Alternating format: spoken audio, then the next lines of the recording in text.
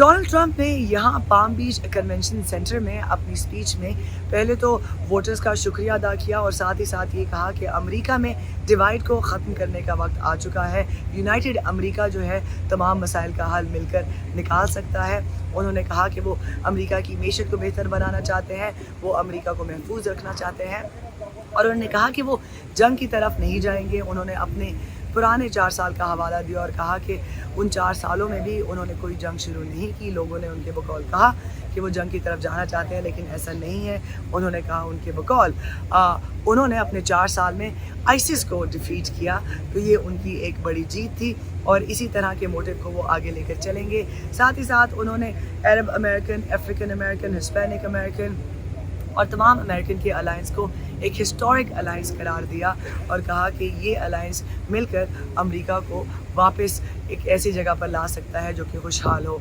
उन्होंने कहा कि ये जो मूवमेंट है, मेगा मूवमेंट उनके बकौल, ये एक बड़ी मूवमेंट है और वोटर्स का शुक्रिया अदा करते हुए कहा कि ये उनके बगैर मुमकिन नहीं है। अभी भी कुछ स्टेट्स जो है वो VOA ने कॉल नहीं की हैं, लेकिन फ्लोरिडा में जो है इस वक्त भी जश्न का माहौल है।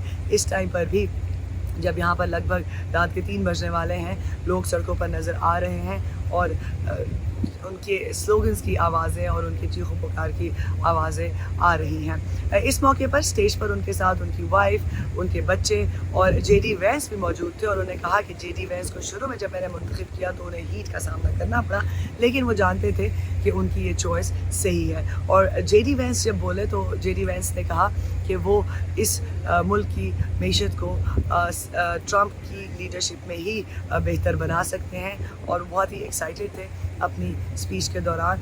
और साथ ही साथ डोनाल्ड ट्रंप का ये भी कहना था कि ऐसा कुछ भी अमेरिका के पास, चाइना के पास ऐसा कुछ भी नहीं है जो अमेरिका के पास नहीं है।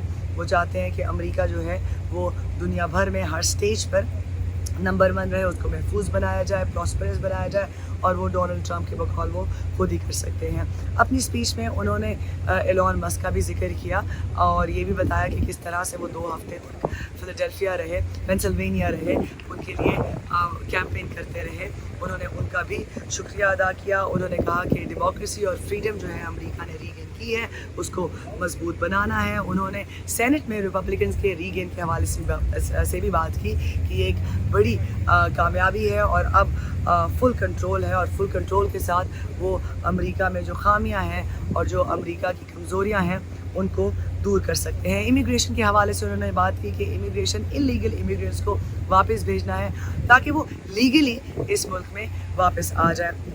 उन्होंने जैसा कि मैंने आपको बताया कि कहा कि डिवाइड को अमेरिका में ख़त्म होना है, मिलजुल कर काम करना है। और ये स्पीच जो है लगभग 20 मिनट से ऊपर की थी और उन्होंने अपनी फैमिली का भी शुक्रिया अदा किया, अपने फादर को भी याद किया, अपनी मदर इन लॉ को भी याद किया।